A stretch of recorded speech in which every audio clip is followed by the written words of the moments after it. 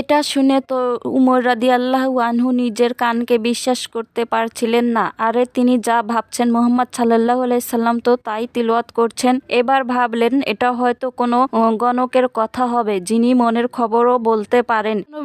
বিশ্বনবী সাল্লাল্লাহু আলাইহি সাল্লাম দরদ ভরা কণ্ঠে পরের আয়াত তিলাওয়াত করলেন, আর এটা কোনো গণকের কথাও নয়, তোমরা কমই উপদেশ গ্রহণ করো। সূরা আল হাক্কা আয়াত নাম্বার 42। উমর রাদিয়াল্লাহু আনহু আবারও অবাক হলেন। তিনি মনে মনে যা ভাবছেন নবীজি তাই তিলাওয়াত করে যাচ্ছেন। তাহলে এগুলো কার কথা? পরের আয়াতে আল্লাহ সেটার উত্তর দিলেন, এটা মহাবিশ্বের পালনকর্তার নিকট থেকে অবতীর্ণ। সূরা আল হাক্কা আয়াত নাম্বার 43। এই হাক্কার ধাক্কায় উমর রাদিয়াল্লাহু আনহু এর মনে প্রথমবারের মতো ঈমানের দক্ষিণা বাতাস লাগলো। এরপর লাগে সর্বশেষ ঈমানি ধাক্কা। ডাক্তারের কাছে গেলে যেমন প্রথমে কম মাত্রায় ঔষধ দেওয়া হয়, ওই ঔষধে কাজ না হলে ডোজ একটু বাড়ানো হয়, এতেও কাজ না হলে অ্যান্টিবায়োটিক দেয়া হয়। উমর রাদিয়াল্লাহু আনহুর ক্ষেত্রেও ব্যাপারটি প্রায় এমনই ঘটেছিল। আল্লাহ তাআলার ঐশী পরিকল্পনা একটু একটু করে তার হৃদয়ের অন্ধকারের পর্দাটিকে সরাতে সরাতে নূরের আলোয় আলোকিত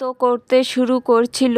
উমর নাঙ্গা তলোয়ার নিয়ে বিশ্বনবী সাল্লাল্লাহু আলাইহি সাল্লাম এর শিরচ্ছেদ করার অভিপ্রায়ে বের হলেন। পথে নবু জাহরা গোত্রের এক লোকের সাথে দেখা। ওই লোক জিজ্ঞেস করল, কি উমর, কই যাওয়া হচ্ছে? উমর উত্তরে বললেন, মুহাম্মাদের গলা কাটতে যাচ্ছি। লোকটি তাকে বলল, তার গলা কাটার আগে নিজের ঘর ঠিক করো, তোমার বোন তো মুসলিম হয়ে গেছে। এমন কথা শুনে উমর উল্টো পথে হাঁটা শুরু করলেন। সোজা গিয়ে উঠলেন বোনের বাড়িতে। এদিকে উমরের বোন ফাতিমা ও তার স্বামী সাইদ রাদিয়াল্লাহু আনহু কুরআন শিখেছিলেন। খাব্বাব ইবনুল আরাত রাদিয়াল্লাহু আনহু ছিলেন তাদের শিক্ষক। উমরের আগমনের সংবাদ পেয়ে তিনি লুকিয়ে পড়লেন। উমর রাদিয়াল্লাহু আনহু এসে দেখলেন তারা কুরআন পড়ছে। এতে তিনি ক্ষিপ্ত হয়ে বোন ও বোন জামাইকে বেধড় পেটালেন। এক পর্যায়ে রাগ কমে এলে উমর তাদের জিজ্ঞেস করলেন, তোরা কি পড়ছিলি, আমায় দেখা। ফাতিমা রাদিয়াল্লাহু আনহু বললেন, তুমি তো অপবিত্র, এটা স্পর্শ করতে পারবে না, আগে পবিত্র হয়ে এসো।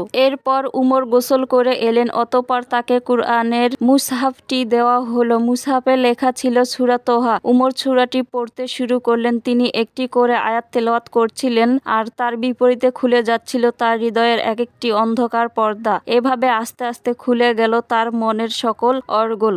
অন্তরে জ্বলে উঠল ঈমানের দীপ। তরবারি হাতে ছুটে যাওয়া খুনপিপাসু উমর প্রবেশ করলেন নতুন এক জগতে। পরিবর্তন ঘটে গেল তার হৃদয়ে। তিনি বেকুল হয়ে উঠলেন ইসলাম গ্রহণের জন্য। নবীজি তখন ছিলেন দারুল আকরামে। উমরকে এভাবে ছুটে আসতে দেখে রাসূল সাল্লাল্লাহু আলাইহি সাল্লামের চাচা হামজা রাদিয়াল্লাহু আনহু একটু চিন্তিত হলেন, কিন্তু চাচাকে অভয় দিয়ে প্রিয় নবী বললেন, তাকে আসতে দাও। উমর ঘরে ঢুকে ঘোষণা দিলেন, ইয়া রাসূলুল্লাহ, আমি আল্লাহর প্রতি ঈমান আনলাম এবং আপনাকে সত্য নবী বলে স্বীকার করে নিলাম। উমর রাদিয়াল্লাহু আনহু এর এই ঘোষণা শুনে সাহাবীদের মনে আনন্দের হিল্লোল বয়ে গেল।